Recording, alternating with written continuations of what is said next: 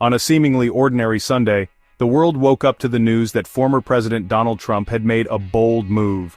He had fired a massive chunk of the staff at USAID, the United States Agency for International Development. Over 1,600 employees were told to pack their bags, their services no longer needed as of April 24, 2025. This wasn't even a gradual downsizing, it was a full-blown purge. To make matters worse, even more employees were placed on indefinite administrative leave, getting paid to stay home starting February 23, 2025. Only a skeletal crew, the leadership, and those deemed mission-critical were left to keep the lights on. The message was clear. Trump was here to shake things up, and USAID was just the beginning. This wasn't entirely out of the blue. Trump, now back in the presidential seat after a short hiatus, had campaigned on a promise to drain the swamp in Washington. He'd argued that the federal government was bloated, inefficient, and frankly, a waste of taxpayer money.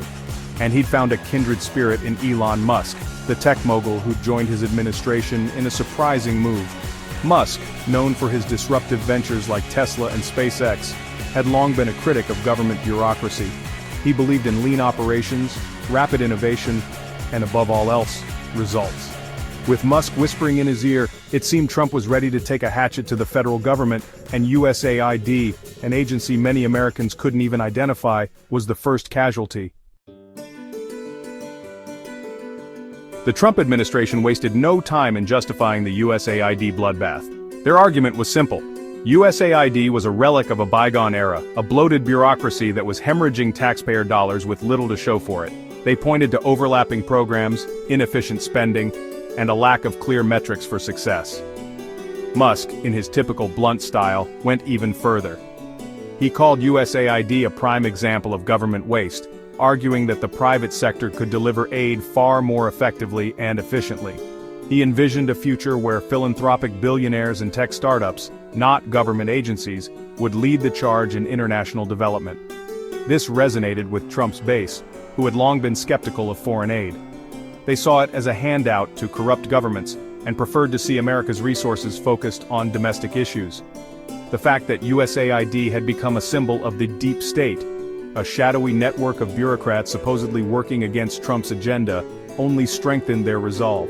But critics were quick to point out the flaws in this logic. They argued that USAID played a vital role in advancing American interests abroad, promoting democracy, alleviating poverty, and countering the influence of rivals like China. They warned that gutting the agency would damage America's reputation and undermine its global leadership. The impact of Trump's purge on USAID was immediate and devastating. With more than half of its workforce gone, the agency was thrown into chaos. Projects were put on hold, partnerships were strained, and morale plummeted. The remaining staff, already stretched thin, struggled to keep up with the workload. The firing sent shockwaves through the international development community. NGOs and other aid organizations that relied on USAID funding faced an uncertain future. Some were forced to scale back their operations or even shut down entirely. Others scrambled to find alternative sources of funding, but the reality was that no one could fill the void left by the United States. The mass firing at USAID marked a significant escalation in the Trump administration's efforts to reshape the federal government. It also raised profound questions about the future of American foreign policy. With USAID effectively neutered, it remained to be seen how the United States would engage with the rest of the world. Would it retreat from its global leadership role, ceding ground to rivals like China? Or would it find new and innovative ways to advance its interests abroad? Only time would tell.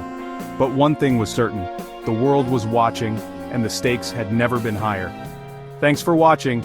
Don't forget to subscribe to our channel, Monkwire, for more updates.